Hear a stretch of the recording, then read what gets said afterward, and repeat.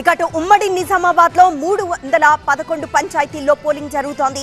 మొత్తం 393 గ్రామాలకు గాను 82 చోట్ల ఏకగ్రీవాలయ్యాయి.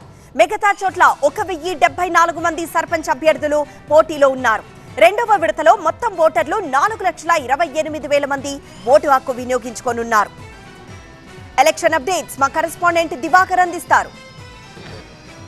ఉమ్మడి నిజామాబాద్ జిల్లాలో రెండవ విడత పంచాయతీ పోలింగ్ ప్రశాంతవంతంగా కొనసాగుతుంది.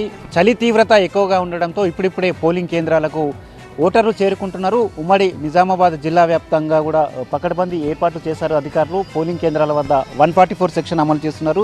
నిజామాబాద్ జిల్లా విషయానికి వస్తే 196 గ్రామ పంచాయతీలకు కానీ ఇప్పటికే 38 గ్రామ పంచాయతీలు ఏకగ్రీవంగా ఎన్నుకోవడం జరిగింది. 158 గ్రామ పంచాయతీల్లో పోలింగ్ నిర్వహిస్తున్నారు అధికారులు. దీనికోసం 568 అభ్యర్థులు పోటీలో ఉన్నారు. కామారెడ్డి జిల్లా విషయానికి వస్తే 197 గ్రామ పంచాయతీలకు గాను 49 గ్రామ పంచాయతీలు ఇప్పటికే ఏకగ్రీవమయ్యాయి. 153 గ్రామ పంచాయతీల్లో ప్రస్తుతం పోలింగ్ జరుగుతుంది. ఇందుకోసం 506 అభ్యర్థులు బరిలో ఉన్నారు. వీళ్ళంతా కూడా ఓటింగ్ కోసం ఇప్పుడే బారులు తిరుగుతున్నారు. మనకు ఫస్ట్ టైం ఓటేసినటువంటి యువకులు కూడా ఇక్కడ మనం మెట్రాజ్పల్లిలో ఉన్నాం. ప్రస్తుతం ఇక్కడ మెట్రాజ్పల్లి దానికి చేరుకుంటున్నటువంటి పరిస్థితి ఉంది. అయితే అన్ని పోలింగ్ కేంద్రాల వద్ద పకడ్బందీ ఏర్పాట్లు చేశారు. ఎక్కడ కూడా ఎలాంటి ఘటనలు చోటు చేసుకోకుండా అధికారులు చర్యలు తీసుకున్నారు.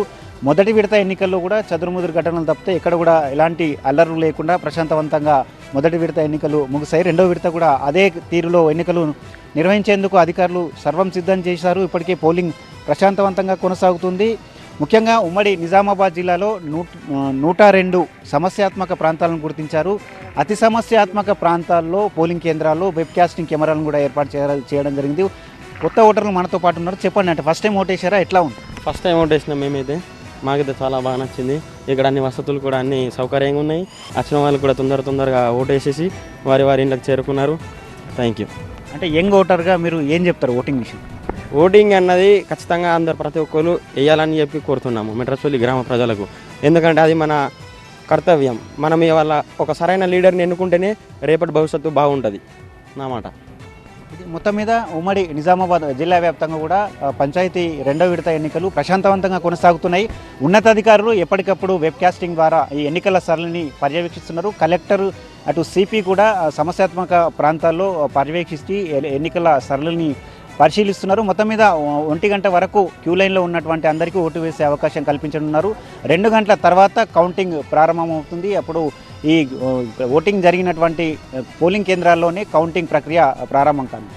కెమెరా పర్సన్ అరవింద్తో దివాకర్, టీవీ 9 నిజామాబాద్.